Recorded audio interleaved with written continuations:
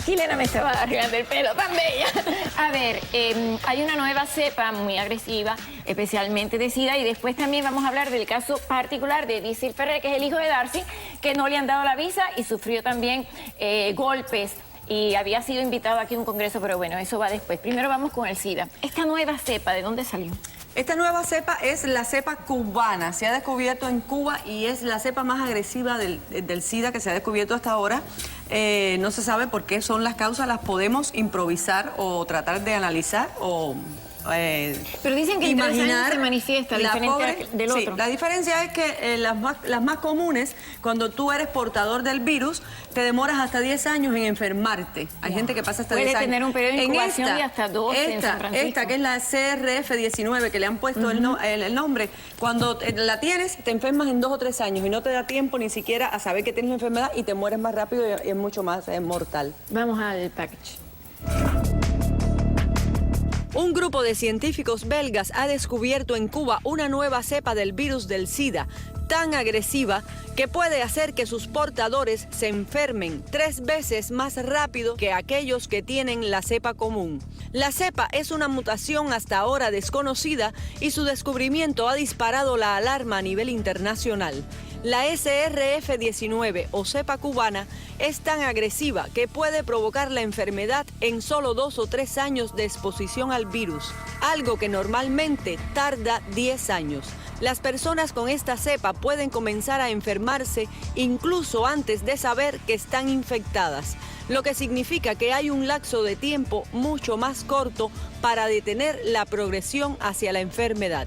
En el estudio se analizaron a 73 pacientes y los científicos comprobaron que aquellos portadores de la nueva cepa SRF19 tenían niveles más altos del virus en la sangre en comparación con los que tenían cepas más comunes y por tanto estaban más indefensos ante la enfermedad. El descubrimiento podría tener graves consecuencias para la salud pública y significaría un estancamiento en los esfuerzos por contener y reducir la incidencia del virus en todo el mundo. La rápida progresión que estos pacientes tuvieron a SIDA, que normalmente ocurre alrededor de 6 a 8 años, en el caso de estos 52 pacientes en esta clínica, ocurrió en un periodo de 3 años. Esto es inusual y relativamente llama la atención desde el punto de vista de algo de alarma de que esta cepa pueda diseminarse o pueda ocurrir en otras circunstancias. A pesar de que el gobierno cubano siempre ha hecho alarde de ser una potencia mundial, todos conocemos la crisis de alimentación y la falta de medicinas que vive el país. ¿Cuáles son las razones por las que se produce esta nueva cepa tan agresiva precisamente en Cuba? ¿Qué piensa usted? A ver, Darcy Ferrer, médico depositor, tiene otra opinión. ¿Qué piensas de esto?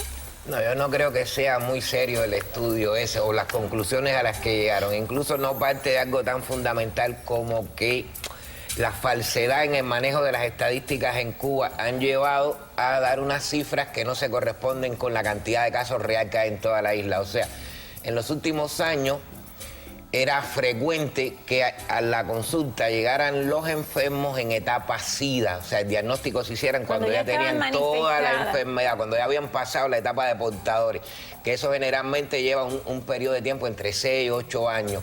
Y eso con etapa SIDA, que era diagnosticado ya enfermo, pues tenían unas cadenas de transmisión que nunca se reflejaron en las estadísticas de Cuba, que generalmente es uno de los países con menos incidencia de SIDA, supuestamente. Pero entonces, si van ya cuando tienen manifestada eso por una parte, y por la otra es que esto no debe ser muy serio en el sentido de que por qué se supo, cómo se logró tomar a estos pacientes desde el primer día hasta los 2 o 3 años y no que se trataba de enfermos que venían ya con 5, 6, 7 años. Bueno, yo de Cuba creo bien poco las cosas que te dan ellos. Según dice el estudio, los pacientes se les hizo una prueba de SIDA que dio negativa y en 2 o 3 años entonces ya estaban enfermos y entonces es por eso que descubren esa nueva cepa. Pero yo sí pienso, por ejemplo, en Cuba hay mucha promiscuidad y una de las cosas que dicen de dónde surgió la cepa es que cuando tú eres muy promiscuo, entonces se van reinfectando. Con la cultura de África, los africanos son más promiscuos todavía, que tienen 6, 7 mujeres, o sea, una sola persona, y entonces para que la cepa hubiera surgido en África, en ese tipo de cultura. Bueno, eso es un punto importante. Que piensan que si están infectados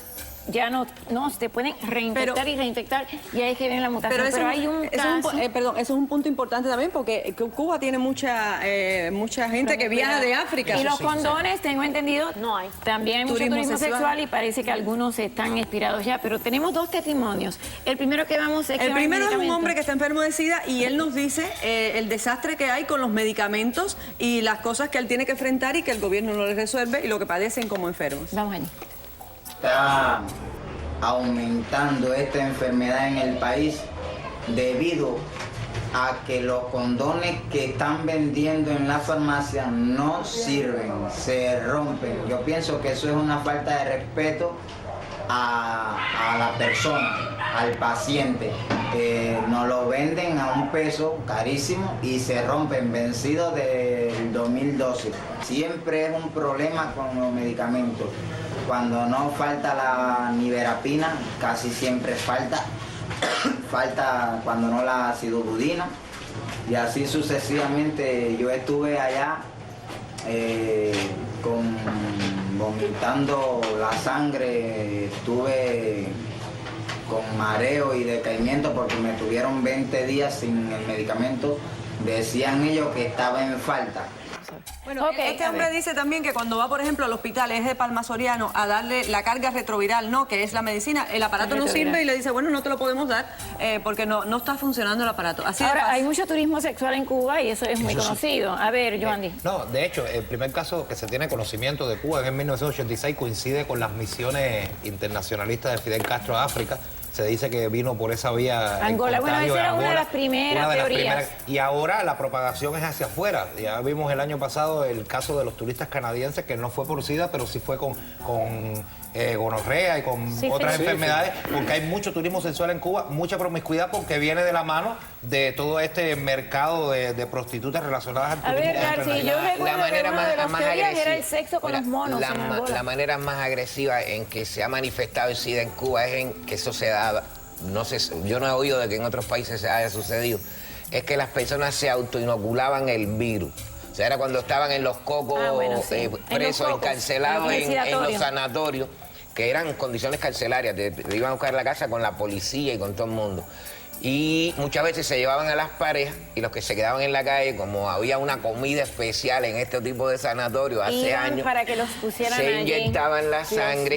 Pero eso no son la mayoría. No, pero que eso yo no recuerdo que se haya dado en ningún otro país. Pero y entonces no esos casos son los que evolucionaban muy agresivamente. Ya eso no existe, o sea, ya los no, pues lo que se dejó de dar comida, o sea, la comida se perdió por el medio del camino y nadie se autoinocula. Ok, pero eso nos da el paso al próximo testimonio, que es una niña que llevó 19 años ahí, en ese lugar donde fue la primera que nació con el Esta virus. es una niña cuya madre tenía SIDA y ella nace con SIDA. A los 5 años se muere su mamá y la llevan a los cocos, al sidatorio. Y entonces la retienen allí porque la hicieron símbolo de la campaña del SIDA en Cuba y que recibían donaciones usándola a ella. Estuvo hasta los 19 años y cómo logró escapar y cómo vive ahora esa niña. Vamos a ver. Me trasladaron al sanatorio de Santiago de Las Vegas cuando tenía 5 años prácticamente. Tuve que casarme para poder salir del sanatorio. Pues no me dejaban salir porque ellos se beneficiaban con mi situación por ser la primera niña nacida con VIH. El mes pasado tuve catarro, tuve que estar ingresada por anemia, por la mala alimentación que tengo. Un día como arroz blanco con aguacate, otro día tengo un plátano hervido y me lo como, otro día no tengo nada. Y así estamos. Dios mío, a ver, ese lugar ya no existe.